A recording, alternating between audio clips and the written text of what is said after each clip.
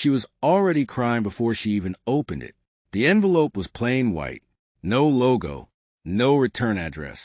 Just her name written in handwriting, so careful it looked like someone had practiced it twice before committing to pen. The waiter set it down next to her water glass like it was nothing, like it was just a check. But it wasn't a check. And somehow, before she even touched it, her hands started shaking. But we're getting ahead of ourselves. Let's go back to 20 minutes before that moment, because the story doesn't start with the envelope. The story starts with a crayon, a red one.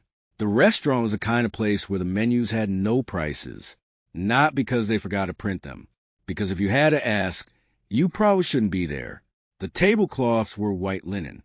The lighting was low and golden, the kind of place where people spoke in quiet voices not because they were being polite, but because they were used to being listened to. Diane had saved for this dinner for 3 months, not because the food was special. She could make better food at home, and she knew it. But her daughter had brought home that report card, and Diane had looked at those straight A's and thought, this child deserves one night where the world treats her like she matters. One night where the tablecloth is white, and someone brings the bread to the table without being asked. So she'd made the reservation, used the money she'd been hiding in the coffee can above the refrigerator. The one she told herself was for emergencies. She decided that this counted.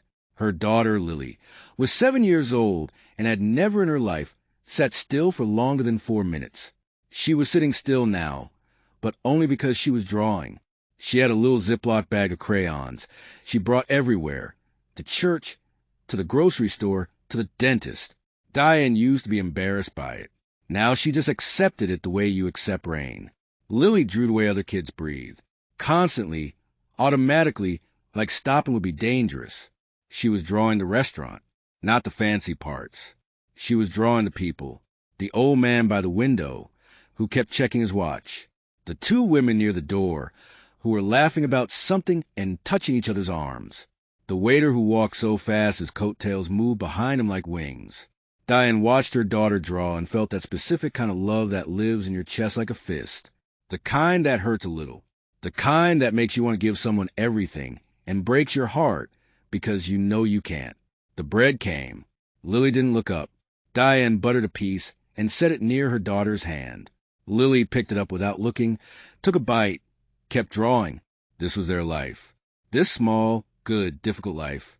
And then the red crayon rolled off the table. Lily watched it go, watched it hit the floor and slide, the way crayons do on smooth floors, quick and quiet, and disappear under the boot behind them. She looked at her mom. Diane was looking at the menu. Lily looked at the booth behind them. She looked at her mom again. She made the decision that 7-year-olds make 100 times a day, which is to do the thing and explain it later. She slid off her seat and went under the table. The floor under there was cold. She could see feet. Her mom's feet in the good shoes she only wore 3 times a year. The feet of whoever was sitting in the booth behind them. Expensive shoes, the kind with the little stitching along the edge that Lily didn't know cost more than their monthly electric bill. She spotted the crayon near those expensive shoes, grabbed it, started to back up. Then, because she was 7 and because she'd never fully understood the concept of subtlety, she popped up on the wrong side. She came up inside the other booth, across from a man she had never seen before. He was old, not grandpa old. More like the age where someone could be a grandpa, but didn't look soft enough for it. His hair was gray at the edges. His suit was dark. He had the kind of face that had been handsome once, and had traded some of that for something harder and more permanent. He was eating alone. There was a glass of water, and a glass of something amber, and a plate of food he'd barely touched. He looked at her. She looked at him. She held up the red crayon. "I dropped this." He didn't say anything. "I went under the table," she said, in case that part wasn't clear. He still didn't say anything, but he didn't look angry. He looked like a man who'd been somewhere very far away inside his own head and had just been pulled back, suddenly, by a 7-year-old holding a crayon. She started to go. Then she stopped, because on the table next to his barely touched food, she saw something that made her pause. There was a photograph, face down, but the edges of it were worn in a way that meant someone had picked it up and put it down many, many times. She didn't ask about it. Even at 7, Some instinct told her that was a door she shouldn't knock on. Instead, she said, "Are you sad?" He looked at her for a long time. "Why do you ask?" "Because you're not eating." "Well, my mom is sad she doesn't eat either. She just moves the food around." He looked down at his plate. He had, in fact, been moving the food around. "I'm fine," he said. "Okay," she said, the way children say okay when they don't believe you but have decided not to push it. She still didn't leave. "Do you want to see something?" she said. He didn't say yes, but he didn't say no. And for this man, in this moment, those were apparently the same thing. She reached into the small crossbody bag her mother had let her bring, the purple one with the broken zipper that she refused to throw away, and pulled out a folded piece of paper. She unfolded it carefully, the way you unfold something important, and laid it on the table in front of him. It was a report card. Every single line, every subject, every category had the same mark, the highest one. He looked at it. He looked at her. "This yours?" She nodded. "All of them?" She nodded again, and something in her face changed just slightly. Not pride exactly, more like the complicated feeling of knowing you did something well and not being sure yet if it matters. "My teacher says I'm exceptional," she said. "That's a big word." I looked it up. "What does it mean?" "It means I'm not like the others." She paused. She didn't mean it mean. She said it like it was good. He nodded slowly. "It is good." My mom cried when she saw it. Something shifted in his expression. "That's—" She wasn't happy crying. The girl said quickly, like she needed him to understand the difference. "I know what happy crying looks like." This was the other kind. He was quiet for a moment. The restaurant moved around them. Plates, voices, the soft sound of piano someone was playing near the bar. And in the middle of all of it, this man and this child sat in a stillness that didn't belong in a place like this. "Why was she crying the other kind?" he said. And the girl said it simply, the way children say devastating things, without drama, without build-up, just a plain fact that laid down like a stone. "Because they want to put me in a special school, because of my scores. But my mom can't pay for it." She folded her report card back up, put it in the purple bag with the broken zipper. "She thinks I don't know that's why she cried. But I do." She looked at him one more time. "Sorry for sitting in your booth." And she went back under the table. He sat completely still. The food was cold. The amber drink was untouched. The photograph was still face down on the table. He turned it over. It was a little girl. Different little girl. Older photo. School picture. The kind with the fake blue background. She was maybe 8 or 9, and she was missing one of her front teeth, and she was smiling the way kids smile when they've been told to smile, and they actually mean it. He looked at it for a long time. Then he picked up the napkin from his lap, set it on the table, and stood up. He didn't go over to the other booth. He didn't say anything to the mother. He didn't look back. He walked to the front of the restaurant, said something quietly to the maitre d', and left. Diane had noticed her daughter was gone for almost a full minute before she registered it. She'd been reading the menu, trying to figure out how to order something substantial without ordering anything expensive, which was a math problem she was getting tired of doing. When she looked up and Lily wasn't there, the small bolt of panic that goes through every parent's body in that moment hit her, and then she heard her daughter's voice from behind the booth, saying sorry for sitting in your booth, and she closed her eyes briefly and pressed her fingers to her forehead. When Lily came back, she was holding a red crayon and looking completely untroubled. "You went under the table." Diane said, "I dropped it." "You came up in someone else's booth." He didn't mind. Diane looked over her shoulder at the booth behind them. There was no one there. A napkin on the table. A plate of food barely touched. 2 glasses, one water, one something else. An empty seat. Who was he? Lily shrugged. An old man. He was sad. Diane watched her daughter pick up her crayon and go back to drawing. She opened her mouth to say something about boundaries and other people's spaces. And we don't just pop up in strangers' booths, Lily. But the waiter arrived, and she let it go. They ordered. Lily got the pasta, because Lily always got pasta. Diane ordered the second least expensive thing on the menu, and told herself it was because she wasn't that hungry. They ate. Lily talked about school, about her friend Portia, who had gotten a hamster, and named it President.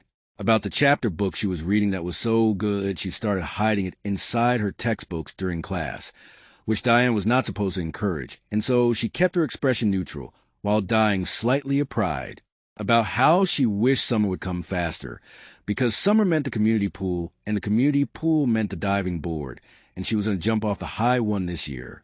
She decided. Diane listened and nodded and laughed in the right places and ate her food and watched her daughter talk with her hand the way she always did, a little pasta sauce on her chin, and felt that fist in her chest again. That love that cost something. She was thinking about the school. She was always thinking about the school. The letter had come 6 weeks ago. Official letterhead. The kind of paper that has weight to it. We are pleased to inform you that your daughter has been identified through standardized assessment as eligible for our advanced academic program. She had read it 3 times. She had Googled the school. She had looked at the tuition. She had closed a laptop and opened it again and looked at the tuition again as if she'd misread it. She had not misread it. She'd called her sister. Her sister had said, wow. She'd called her mother. Her mother had said, God makes a way. Neither of these had been as helpful as they were meant to be. She'd requested the financial aid application. She'd filled it out. She'd sent it back. The answer had come last week. They were sorry, given the volume of applicants and the limited pool of available assistants. They were unable to offer her daughter a scholarship at this time.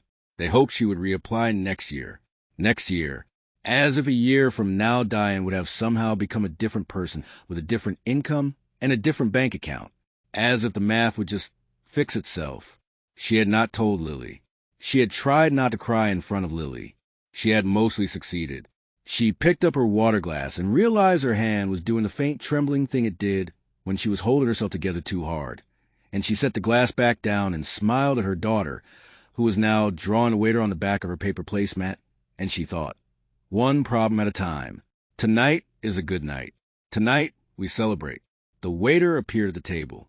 He wasn't carrying their check.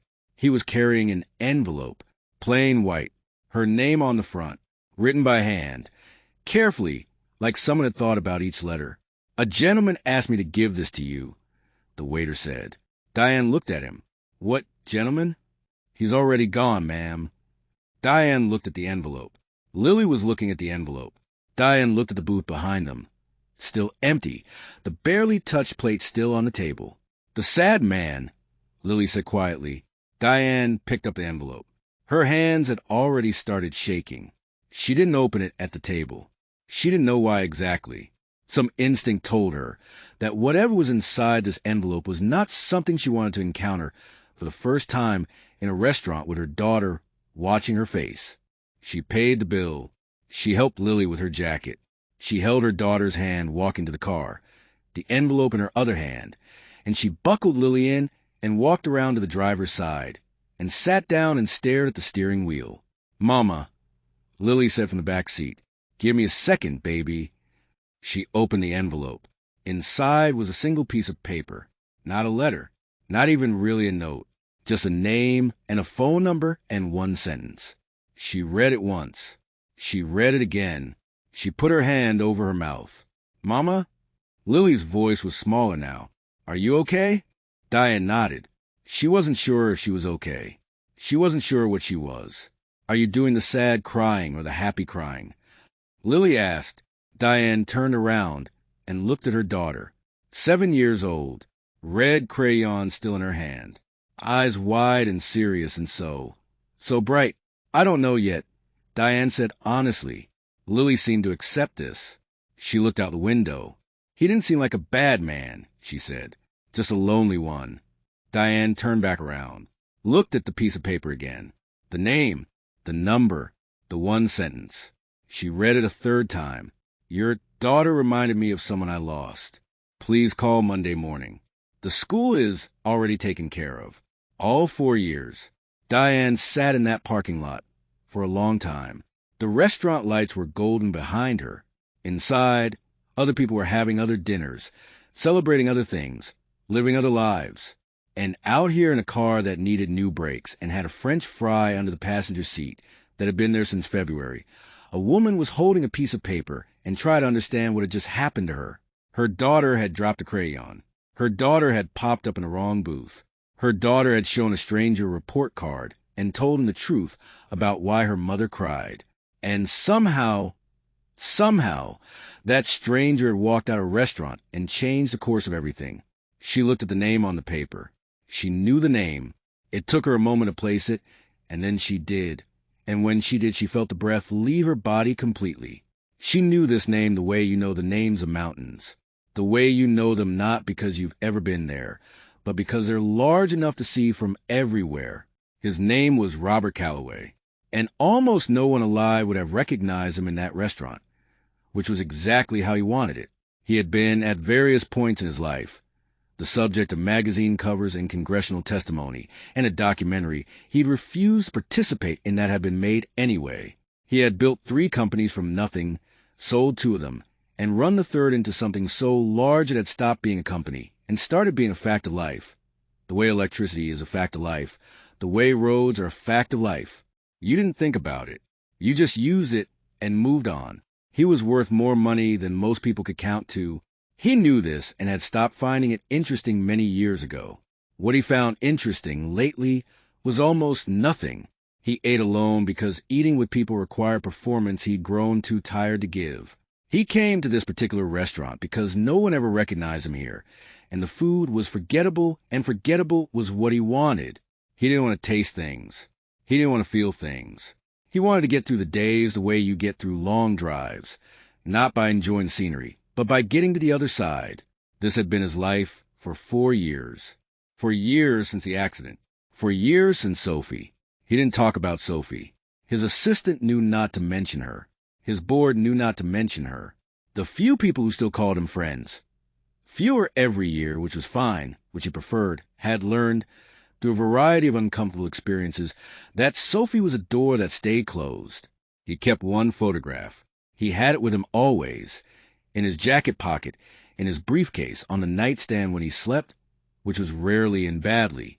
He turned it face down in public places because he'd made the mistake of leaving it face up once at a dinner, and someone had asked who she was, and he'd had to excuse himself and stand in a restaurant bathroom for 6 minutes until his hands stopped shaking. Sophie had been 9 years old. Sophie had been, and he had not let himself finish this thought in 4 years. But tonight, driving home from the restaurant in the back of a car he barely noticed, he let himself finish it. Sophie had been exceptional. That's what her teachers said. That's the word they used. Her brain worked in ways that made her teachers excited, and made testing coordinators request additional assessments, and made Sophie herself largely indifferent. Because Sophie was 9 and mostly cared about her hamster and her books and a high dive at the community pool she was going to jump off that summer. She never got to that summer. The accident was in March. Robert Calloway had not been on a diving board in 4 years. He had not been to a community pool. He had eaten in $60 plate restaurants and sat in boardrooms and signed documents and answered emails and gotten through the days, and he had kept that photograph in his pocket, and he had not let anyone close enough to ask about it. And then a child had crawled under a table and popped up his booth with a red crayon, and she'd said, "Are you sad?" Like it was simple, like it was something you could just ask. And he had not been able to speak for a moment because the last person who had ever asked him that, plainly, directly, without an agenda, had been Sophie. Sophie asked questions the way other people breathed, without warning, without apology, with absolute expectation that you would answer honestly. "Are you sad, Daddy?" "Sometimes, Soph." "How come?" "Grown-up reasons." "That's what you say when you don't want to tell me." "Yeah, it is." The girl in the booth had the same eyes. Not the same color. Just the same quality. The way they took you in, the way they decided about you, the way they weren't afraid of what they found. She'd shown him the report card. He'd looked at those straight marks and felt something move in his chest. Something that had been still for 4 years. And when she'd said she can't afford the school they want to put me in, she'd said it without self-pity, without manipulation, without even a full understanding of what she was saying. She just said it because it was true, and she trusted him with the truth. He'd sat with that for a moment. Then he'd called his assistant from the car. "I need you to find out the name of the best private academic program for gifted children in this city. Then I need you to call their admissions office tonight. Yes, tonight, and tell them Robert Calloway will be funding a full scholarship. For years. All costs. I'll send you the student's name in the morning. Yes. No. Don't ask me to explain it. Just do it. He'd gone home, eaten nothing, sat in a chair by the window, the way he'd been sitting for 4 years, the photograph in his hand. And for the first time in a very long time, he hadn't felt the weight of the silence like something pressing down on him. He'd felt something else. He hadn't known what to call it then. He was starting to, now. Diane called the number at 9:02 on Monday morning. She had spent the entire weekend in a state she couldn't name. Not quite joy. Not quite terror. Something in between. The feeling of standing at the top of a very high thing and not being sure whether you were about to fly or fall. She'd told no one. She hadn't told her sister, her mother, her best friend Kezia, who she told everything. She held the piece of paper in her hands on Saturday morning and thought, what if I call and it's a mistake? What if he forgot he sent it? What if I call and whoever answers the phone doesn't know what I'm talking about and I have to come back to reality and explain to my daughter that it was nothing. It was just a strange man being strange. Go back to drawing. Sweetheart. She couldn't give Lily that. She couldn't build it up and then have it collapse. So she'd said nothing. She'd watched Lily draw all weekend. At the kitchen table, on the floor, in the back of the car when they went to the grocery store, and she thought about a woman who cried the wrong kind of tears over a report card and a man who sat alone in a restaurant moving his food around. And she thought about the ways grief and hope look identical from certain angles, the way both of them make you very still. On Sunday night, Lily had asked if something was wrong. Diane had said no. Lily had given her the look, the one that said, I don't believe you, but I've decided not to push it, and gone back to her book. At 9:02 Monday morning, Lily was at school. Diane sat at the kitchen table with a cup of coffee. She wasn't drinking and dialed the number. It rang twice. A woman answered. Professional, warm, the voice of someone paid to make things feel manageable. Callaway Foundation. How can I help you? Diane closed her eyes. My name is Diane. I was given this number. I was told to call about. My daughter's name is Lily. Someone said something about a school.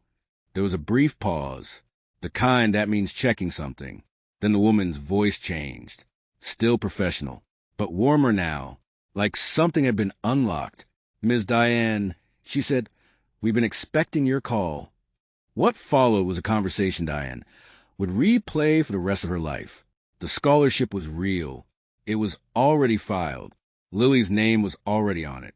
It covered tuition, books, uniforms, the after-school program, the summer intensive, everything 4 full years. Diane asked why. The woman said, Mr. Callaway just asked that you know he wishes your daughter every success. Diane asked if she could speak to him. There was a pause. He's not generally available for her. Please, Diane said. Not desperately. Just honestly. Please. I need him to know something. Another pause. Longer this time. I'll pass along the request, the woman said. Diane thanked her and hung up the phone and sat in her kitchen and looked at the wall and thought about a girl who dropped a crayon and a man who turned a photograph face down and the strange invisible threads that run between people's pain and other people's grace. She looked at the picture on the refrigerator. Lily, age 5, missing a tooth, grinning so hard her eyes had almost closed, drawing something, even in the photograph. Even at age 5, she was drawing something. Diane pressed her hand flat against the refrigerator door and said out loud to the empty kitchen, Thank you, whoever you're carrying. Thank you. Robert Callaway called on a Thursday, not his assistant. Him. Diane almost didn't pick up. Unknown number. Her thumb hesitated. Then she thought about what Lily would say. Lily would say, You have to pick it up. What if it's important? What if it's something? She picked it up. His voice was what she'd expected from the name. Measured, not cold exactly, but careful. A voice that had learned to give away only what it chose to give away. He said his name. He asked if this was a good time. She said yes. She was standing in the cereal aisle of a grocery store, which was not a good time, but she was not going to say that. He said he'd heard she wanted to speak with him. She said yes. She said she wanted to thank him. She said she tried to figure out the right words all week and hadn't managed it. He said she didn't need to thank him. She said she did. She said, You don't know what you did. You don't know what this child is. You sat across from her for 3 minutes, and you couldn't possibly know. He was quiet for a moment. Then he said, I think I know a little. And something in the way he said it, the particular weight of it, the thing underneath it, made Diane stop in the middle of the cereal aisle and stand very still. She told me her teacher said she was exceptional, he said. She said she'd looked up the word. Diane laughed suddenly. She hadn't expected to laugh. She looks everything up. She has a dictionary with Post-it notes in it. The Post-it notes have notes on them. Sophie did that, he said. It was the first time he'd said the name to anyone outside his own head in more than a year. The silence after it was different from other silences. Diane waited. She was my daughter, he said. He didn't say was. He hadn't meant to say was. But that was what came out, and once it was out he couldn't take it back. And he found that he didn't want to. I'm so sorry, Diane said. She was exceptional, he said. That's what they said. That's what everyone said. And I used to worry that she knew it and that knowing it would make her. He stopped, but it didn't. She was just herself. She just did what she did. She asked questions. She drew things. She had a hamster named. He stopped again. President? Diane said. He was very still on his end of the line. My daughter's friend has a hamster named President. Diane said carefully. He made a sound that wasn't quite a laugh. Sophie named hers Admiral. That's better, Diane said. She thought so, too. They were quiet together for a moment. The cereal aisle, whatever room he was in, the distance and the closeness of it. She would have been 13 this year, he said. Diane didn't say anything. Some things don't get a response. Some things just get to exist. I haven't talked about her, he said. Not since. I put her away. I didn't want anyone touching it. I thought if I kept it inside it would stay intact. Like if I talked about her she'd get used up somehow. Does it feel that way? Diane asked. Right now? He thought about it. Really thought about it. No, he said quietly. No, it doesn't. They talked for an hour and 40 minutes. Diane eventually sat down on a bench near the pharmacy section because her feet hurt, and she'd stopped pretending she was still shopping. He told her about Sophie, the questions, the drawings, the way she could read a room full of adults and know exactly who was sad and who was pretending not to be. He told her about the accident, the way you tell someone about something terrible when you're finally ready, not in detail, but in the shape of it, the way it had emptied everything, the way he kept moving, because stopping felt too much like admitting something. Diane told him about Lily, about the crayons, about the dictionary with the Post-it notes, about the night she'd looked at that report card and been so proud and so devastated at the same time that she hadn't known what to do with her own face, and had turned away so her daughter wouldn't see. She saw, Robert said. She told me. She always sees, Diane said.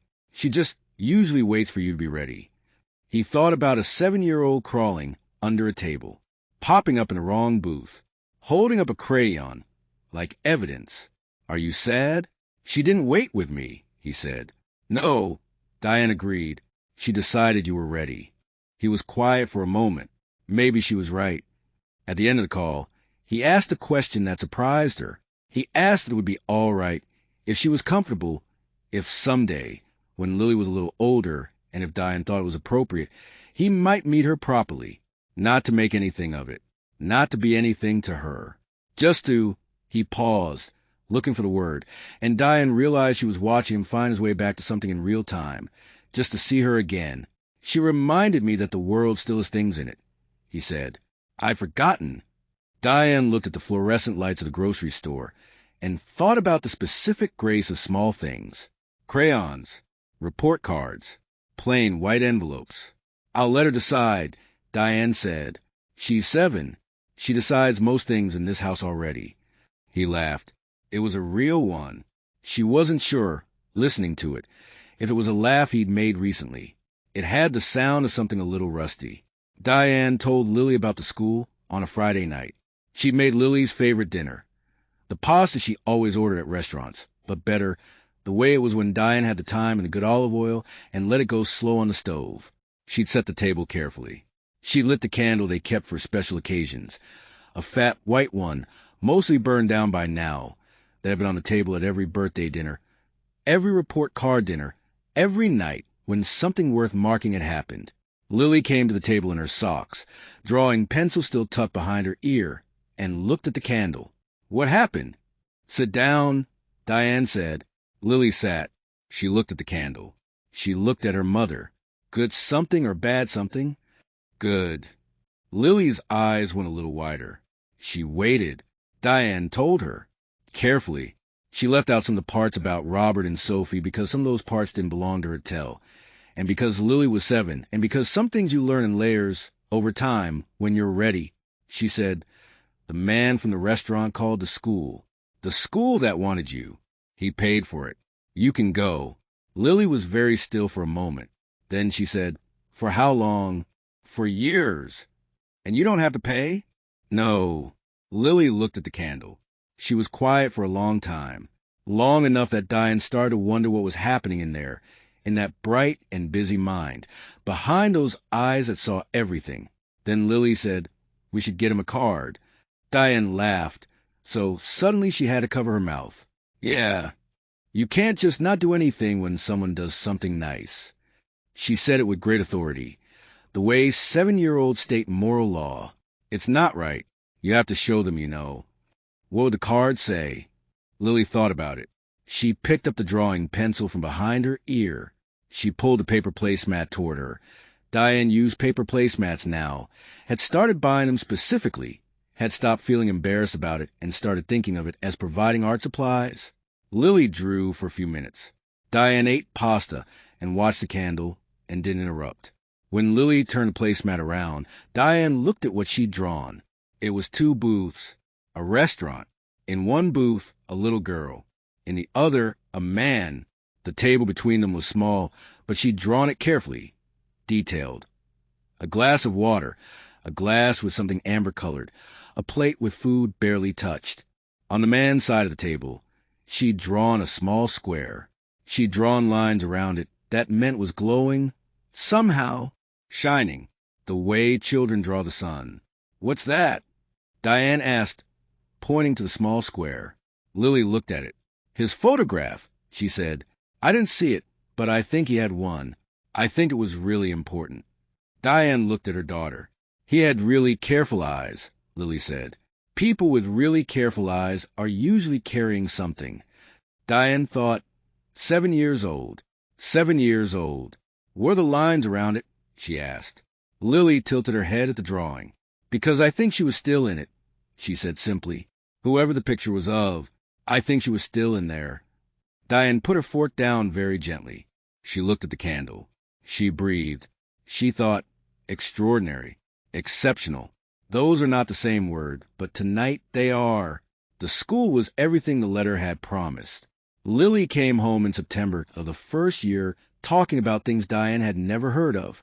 By December, she had 3 new best friends, a science fair project that her teacher called ambitious, and a drawing of the solar system on her bedroom wall that she'd done in colored pencil, each planet labeled with its correct distance from the sun in a handwriting so small Diane had to lean in to read it. She was still herself. Still crayons in the Ziploc bag. Still dictionary with Post-it notes. Still talked with her hands and got pasta sauce on her chin and decided most things for herself. Robert came to the science fair. He stood in the back of the gymnasium in a dark jacket and watched from a distance. The way people watch things they're not sure they have a right to be close to. Diane saw him and nodded. He nodded back. Lily didn't see him. She was at her table, explaining her project to a panel of judges, gesturing with both hands, leaning forward the way she always did when she was talking about something she loved. Afterward, in the parking lot, Lily met him properly for the first time. She walked up to him in her school uniform, backpack on, drawing pencil behind her ear, and she looked at him the way she always looked at people, straight, careful, deciding. She said, I made you a card, like 8 months ago. My mom said I couldn't mail it without your address. He said, your mom has my number. Lily looked at Diane. You have his number? Diane made a face that meant, I can explain. Lily looked back at Robert. Okay, she said. I'll send it. I'd like that, he said. She studied him for a moment. Are you still sad? He thought about it. The honest version. Less, he said. She seemed to find this acceptable. She stuck out her hand. He shook it. She had a very firm handshake for someone her age. "You should come to the next one," she said. "I'm doing water purification. It's going to be better." "I'll be there," he said. She nodded, satisfied, and went to find her friends. He stood in the parking lot with his hands in his pockets and watched her go, this small, bright, unstoppable thing moving through a crowd of people with her backpack and her pencil and her very firm handshake. And he thought about crayons, about booths, about the ways life comes back to you when you're not looking, about a photograph that was still in his jacket pocket, still worn at the edges from being held, about a little girl who had told him, face to face, that she was still in it. He thought, yes, she is. He put his hand over his jacket pocket. He thought, still here, sophomore, still going. And he walked his car in the afternoon light, and for the first time in 4 years, the silence around him felt like something other than empty. It felt like the beginning of something. It felt like room. Some stories don't start with the big moment. They start with a crayon rolling off a table. They start with a child who isn't afraid to pop up in the wrong booth. They start with a mother who cries the wrong kind of tears over the right kind of news. They start with a man who has been carrying something heavy for so long he's forgotten what it feels like to put it down. And then, in a restaurant where the menus have no prices, over cold food and amber drinks and a photograph face down on a table, they start, quietly, the way the best things do,